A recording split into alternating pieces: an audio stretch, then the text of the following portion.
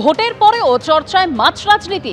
আমহা স্ট্রিটে বিজেপির মাছ উৎসব। তৃণমূল নেত্রীর বিরুদ্ধে মিথ্যাচারের অভিযোগে সরব হয়েছে বিজেপি।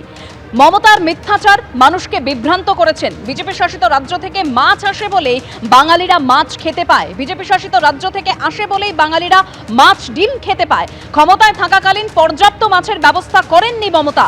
মমতা বন্দ্যোপাধ্যায়কে নিশানা বিজেপি বিধায়ক তাপস রায়ের।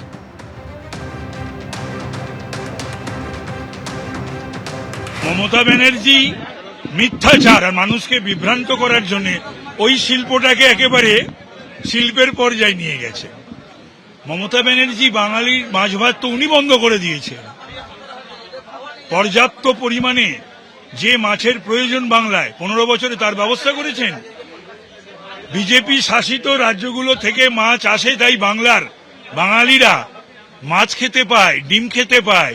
মাছে বা ডিমে বাঙালি যেমন স্বয়ং সম্পূর্ণ নয়, ঠিক তেমনি রোজগার নেই, টাকা নেই, পকেটে পয়সা নেই, মাছ খাবে কোত্থেকে?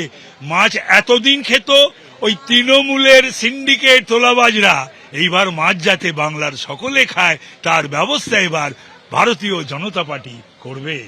দেখুন, মমতা ব্যানার্জি এবং তার ছেলাচামুন্ডা একদিন কত মিথ্যা কথা বলে লোককে বিভ্রান্ত করার চেষ্টা করেছে। তা আমরা ওর উত্তর মুখে দেবো না, আমরা কাজে দেবো। আর আমাদের সরকার সেভাবেই কাজ করবে। তাই আমাদের কর্মীরা প্রথমেই বাঙালিকে মাছ ভাত খাওয়াচ্ছেন, আর বাংলার মাছ খাওয়াচ্ছি আমরা, অন্ধ্রের মাছ নয়। যে 15 বছরে পশ্চিমবাংলাকে মাছে স্বয়ংসম্বর করতে পারেনি, অন্ধ্র থেকে মাছ খাওয়াচ্ছে, সে বলছে বিজেপি নাকি মাছ ভাত বন্ধ করে দেবে। বাংলার চাল আর বাংলার মাছ দিয়ে মাছ ভাত খাওয়া।